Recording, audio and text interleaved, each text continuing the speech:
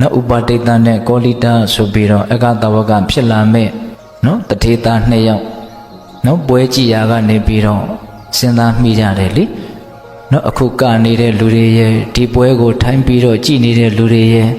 အလွန်ဆုံးအနှစ်တရာပဲတဲ့အနှစ်တရာလွန်သွားရင်ဒီလူတွေတယောက်မှမရှိတော့ဘဝဆိုတာတကယ်တမ်းကတော့ပြီးတော့လေပြီးသွားတာပဲဘာမှတန်ဖိုးရှိတာမဟုတ်ဘူးအဲ့တန်ဖိုးမရှိတဲ့ဒီဘဝရှင်သန်နေရတဲ့အခိုက်အတန့်မှာတကယ်တန်ဖိုးရှိတာကိုတို့ရှာဖွေတဲ့နေဒါစဉ်းစားတာပေါ့အဲ့ဒါနဲ့သူတို့အင်မတန်ချမ်းသာကြွယ်ဝတဲ့ပုဂ္ဂိုလ်တွေပါအင်မတန်ကြီးမားတဲ့စီးစိမ်ရှင်တွေပါအဲ့ဒီစီးစိမ်တွေအကုန်လုံးကိုဆွတ်လွတ်ပြီးတော့ဒီစီးပွားဥစ္စာဖြင့်ပျော်မွေ့နေတာတက်ပို့ပြီးတော့တန်ဖိုးရှိတဲ့အရာလောကကြီးမှာရှိတယ်ဆိုတာသူတို့သိတယ်ဒါကြောင့်အဲ့ဒီအရာကိုရဖို့အတွက်ဒီစီးစိမ်ဥစ္စာပိုင်ဆိုင်သမျှပတ်သက်သမျှကိုသူတို့အကုန်လုံးဆွန့်လိုက်တယ်ပေါ့အဲ့ဒီမှာမြတ်စွာဘုရားမပွင့်သေးခင်ဆိုတော့သိင်းစည်းဆရာကြီးရဲ့ထံမှာသူတို့တပည့်ခံကြတယ်ပေါ့နော်စီးပွားဥစ္စာနဲ့စီးပွားဥစ္စာကြောင့်ဖြစ်ပေါ်လာတဲ့ချမ်းသာဒုက္ခထက်ပိုမိုတာလွန်တဲ့ချမ်းသာဒုက္ခကိုရရှိဖို့ဆိုတဲ့ရည်ရွယ်ချက်နဲ့ဒါသူတို့ယဟန်ပြုကြတယ်ယဟန်တစ်မျိုးလိုပဲပြောကြပါစို့သာသနာပြင်ပယဟန်ပေါ့နော်အဲ့ဒါလိုနဲ့တငယ်ချင်း2ယောက်ကတိကဝတ်ထားတယ်မင်းကအမှန်တရားကိုသိလို့တကယ်ချမ်းသာတဲ့ချမ်းသာမှန်ကိုမင်းအရင်စပြီးတော့သိတယ်မြင်တယ်နားလေတယ်ဆိုရင်ငါကိုပြောပါငါကပဲအရင်အမှန်တရားကိုသိပြီးတော့ချမ်းသာတဲ့ချမ်းသာမှန်ကိုရမယ်ဆိုရင်မင်းကိုပြောပါမယ်မင်းကိုအရင်ပြောမယ်အဲ့ဒါလိုဂတိကဝတ်ထားတယ်အဲ့ဒါတနေ့တော့ရှင်သာရိပုတ္တရာဖြစ်လာမဲ့ဥပဒိတပရပိုက်ကမြို့ရဲရွာတဲ့ကိုဆုံးခံသွားရင်းနဲ့ပင်စဝဂီ9ဦးထဲမှာတဦးအပါဝင်ဖြစ်တဲ့ရှင်အတ္တစီမထေရဆိုတာပေတတို့ကြားဦးတယ်နော်အဲ့ဒီရှင်အတ္တစီယဟန္တာအရှင်သူမြတ်ဆုံးခံပြီးတော့ကြွလာတာသူမြင်တယ်ယဟန္တာဆိုတော့စိတ်နှလုံးမှာလောဘဒေါသမောဟတို့ကြောင့်ပူလောင်တာပင်ပန်းတာဆင်းရဲတာဘာမှမရှိတော့စိတ်နှလုံးမှာပူပန်တာပင်ပန်းတာညှဉ်းနှွမ်းတာဘာမှမရှိဘူးဆိုတော့အဲ့ဒီစိတ်ရဲ့တရားမိယာဒီရုပ်ကလည်းပဲအလွန်မှအေးချမ်းနေတယ်တည်ငြိမ်နေတယ်တန့်ရှင်းနေတယ်ကြည့်ရတာအလွန်မှကြည့်လို့မဝအောင်ဖြစ်နေတယ်ပေါ့တကယ်တမ်းကစိတ်ကအဓိကပဲလေစိတ်ကပူပူလောင်လောင်ဆင်းဆင်းရဲရှုပ်ရှုပ်ထွေးထွေးဖြစ်နေရင်ရုပ်ကလည်းပဲပူပူလောင်လောင်ဆင်းဆင်းရဲရှုပ်ရှုပ်ထွေးထွေးရုပ်ပေါက်သွားတာပဲဟုတ်လားစိတ်ကအေးချမ်းနေပြီဆိုရင်ရုပ်ကလည်းအေးချမ်းနေရုပ်ပေါက်တာပဲစိတ်ကလေးကကြည်လင်းနေတယ်ဆိုရင်ရုပ်ကလည်းကြည်လင်တာပါပဲစိတ်ကအလွန်မှပါဝါကြီးမားတယ်လို့ဆိုရမယ်အဲ့ဒါလို့သူ့ရဲ့စိတ်ထဲမှာလောဘဒေါသမောဟကင်းတော်မူတဲ့အတွက်ကြောင့်သူ့ရဲ့ရုပ်လက္ခဏာအလွန်မှကြည်ညိုပေါ်ရာကောင်းတယ်ကြည်ကျင်စရာကောင်းတယ်မြင်ကျင်စရာကောင်းတယ်ပေါ့အမူအရာတွေကလည်းအလွန်မှအေးချမ်းတယ်တည်ငြိမ်တယ်ပေါ့တည်ငြိမ်မှာပေါ့လှုပ်ရှားတဲ့အရာတွေဘာမှမရှိတော့လှုပ်ရှားတဲ့အရာဆိုတာဒီနေရာမှာကိလေသာတွေကိုရည်ရွယ်ပြောတာပါနော်အဲ့ဒါလိုနဲ့သူကကြည်ရင်နဲ့ဒီလောက်တည်ငြိမ်တဲ့ပုဂ္ဂိုလ်ရဲ့တန်တမှာအမှန်တရားကိုသိမြင်နားလည်ထားတဲ့သဘောရှိမယ်တရားတို့တရားမြတ်ရှိမယ်လို့သူအမှန်တိုင်းခံမှန်းမိတယ်ဒါကလည်းပဲပညာအရာမှာဣတရေရမယ်ပုဂ္ဂိုလ်တူကြီးပဲလေသူမသိပဲနေမှာမဟုတ်လားအဲ့ဒါနဲ့အဲ့ဒီရှင်အတ္တစီမထေရနောက်ကိုလိုက်တယ်အရှင်ဘုရားဘုစုရဲ့တပည့်လေအရှင်ဘုရားဘာကိုသိတယ်လဲမေးတာပဲအဲ့တော့ငါဒီချိန်မှာဆုံးခံနေတဲ့အချိန်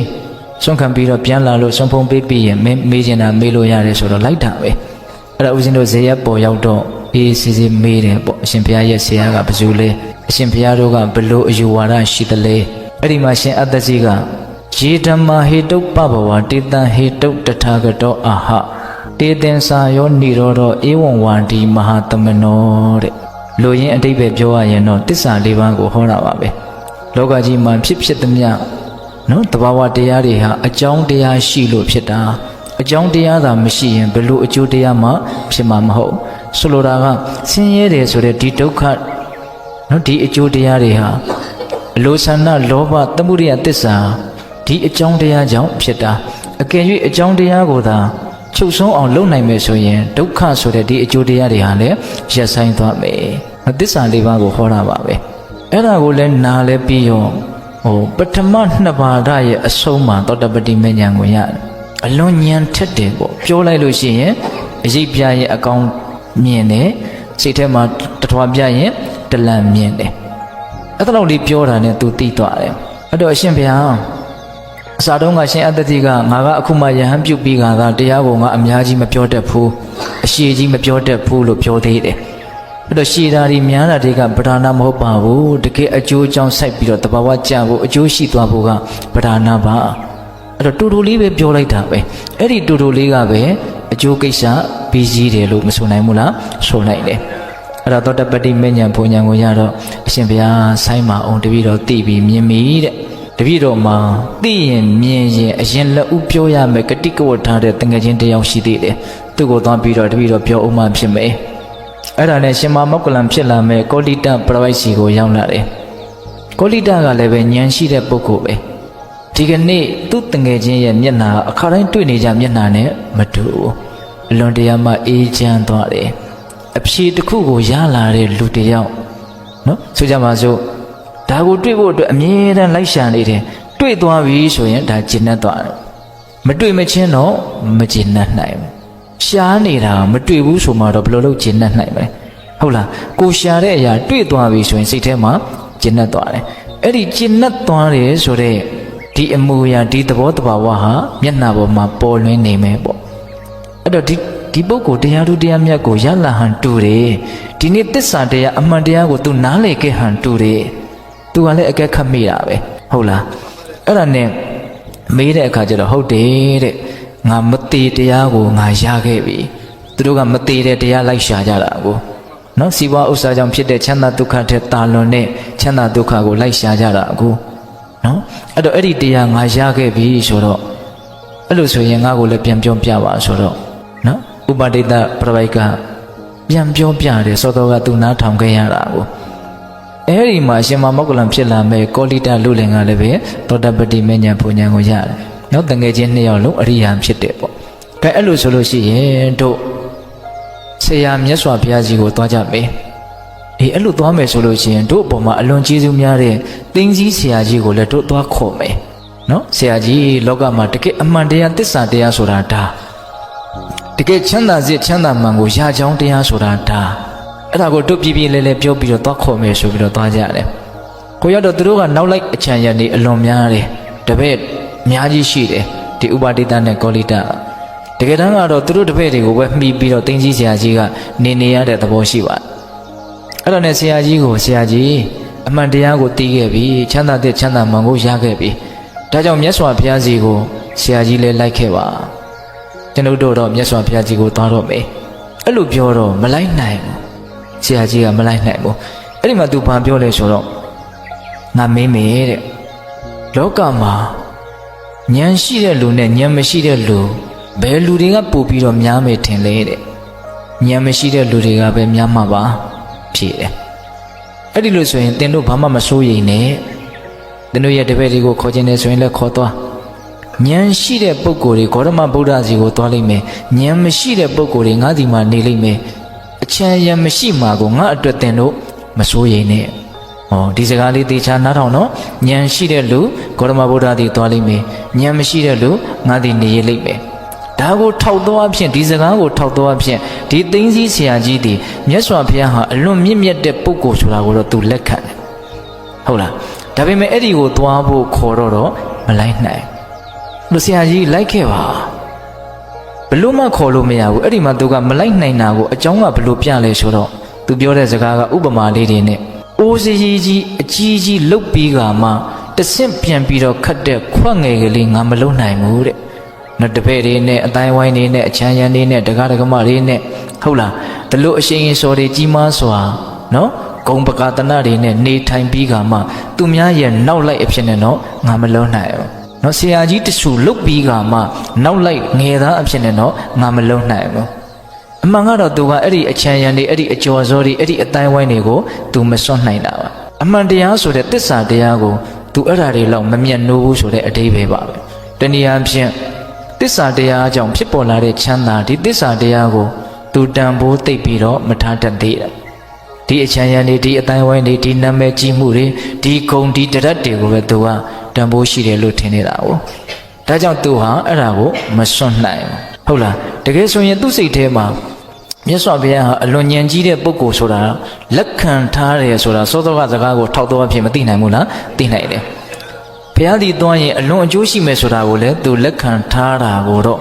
လက်ခံထားတယ်လို့ဦးဇင်းကတော့စဉ်းစားကြည့်မိတယ်ပေါ့ဒါပေမဲ့အဲ့လိုဆိုရင်သွားပါတော့လားဆိုတော့ မသွားနိုင်ဘူးဘာလို့မသွားနိုင်တော့တန်ဖိုးရှိတာရဲ့တန်ဖိုးမရှိတာရဲ့သူခွဲခြားပြီးတော့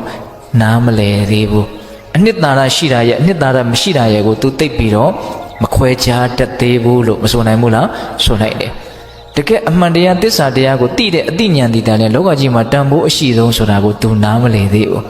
နော်ဒီအကျော်စောဒီအချမ်းရံဟုတ်လားဒီအတိုင်းဝိုင်းကိုပဲသူတန်ဖိုးထားပြီးတော့ဒီထဲမှာပဲနစ်မွန်းပြီးတော့နေရစ်တယ်ဆိုတဲ့အဓိပ္ပာယ်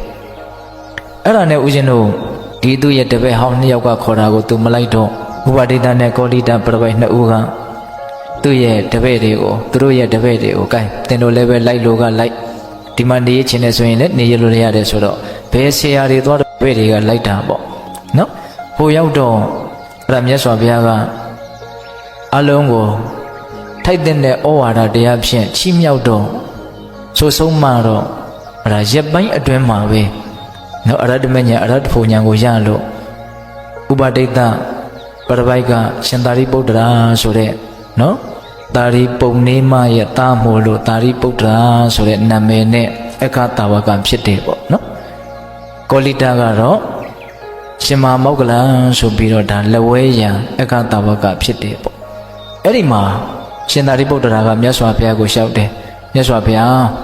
တစ္ဆာတရားကိုသူတို့စပြီးတော့သိရတော့မြတ်စွာဘုရားကြီးကိုသွားဖို့အတွက်သိသိဆရာကြီးကိုသူတို့ခေါ်ခဲ့တယ်တဲ့ဒါပေမဲ့ तू မလိုက်နိုင်ဘူးသူ့ရဲ့အချမ်းရံသူ့ရဲ့အကျော်စောတွေကို तू မစွန့်နိုင်ဘူး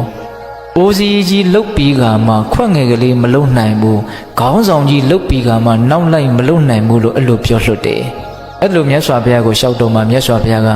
ယခုနကပေတပေါင်းသူတော်ကောင်းတို့ကိုဦးဇင်းတို့အကျဉ်းမြင့်လေးအတိပ္ပယ်ပြောခဲ့တဲ့ဂါထာလေးနှစ်ပုဒ်ကိုအဲ့ဒီမှာဟောတယ်နော်အတ္တာရိတာရမတိနောတာရိစာတာရတတိနာတေတာရနာတိကိစ္ဆန္တိမိစ္ဆာသင်္ကပ္ပခောစရာဒါကအနှစ်သာရဒါကအနှစ်သာရမဟုတ်ဘူးလို့ခွက်ခြားခြားနားမလည်ကြတဲ့ပုဂ္ဂိုလ်တွေကအတွေးအကြံတွေမှားနေတဲ့အတွက်ကြောင့်တကယ်အနှစ်သာရရှိတာကိုမရနိုင်ဘူးဟုတ်လားအနှစ်သာရမရှိတာကိုအနှစ်သာရမရှိဘူးလို့သိတယ်အနှစ်သာရရှိတာကိုလည်းပဲအနှစ်သာရရှိတယ်လို့သိတယ်ဆိုရင်တော့မှန်ကန်တဲ့အတွေးအကြံစီတွေကျက်စားရအာယုံရှိတဲ့အတွက်ကြောင့်အဲ့ဒီပုဂ္ဂိုလ်တွေကတော့တကယ်အနှစ်သာရကိုရနိုင်တယ်လို့အဲ့ဒီမှာဟောတယ်တာရင်စတာရတောညတ္တဝအတ္တာရင်စအတ္တာရတောတေတာရအဓိကိစ္ဆန္တိတမ္မာသင်္ကပ္ပခောစရာဒါကြောင့်ပိဿပေါင်းသူတော်ကောင်းတို့မြတ်စွာဘုရားရဲ့သာသနာတော်မြတ်ကြီးနဲ့တွေ့ရကြုံရတဲ့လူဘဝဆိုတဲ့အင်မတန်ထူးခဲ့တဲ့အနေအထားကိုအင်မတန်ကြီးမားတဲ့အခွင့်အရေးကိုရရှိနေခိုင်းမှာတကယ်အနှစ်သာရရှိတာတကယ်တန်ဖိုးရှိတာကိုရယူပိုင်ဆိုင်ဖို့အရေးမကြီးဘူးလားအရေးကြီးတယ်အဲ့ဒါလိုတကယ်အနှစ်သာရတကယ်တန်ဖိုးရှိတာကိုရယူခြင်းနဲ့ပိုင်ဆိုင်ခြင်းနဲ့ဆိုလို့ရှိရင်လည်းပဲတန်ဖိုးမရှိတဲ့အရာကိုတန်ဖိုးမရှိဘူးလို့နားလည်ဖို့လိုတယ်တန်ဖိုးရှိတာကိုလည်းတန်ဖိုးရှိတယ်လို့နားလည်ဖို့မလိုဘူးလားလိုတယ်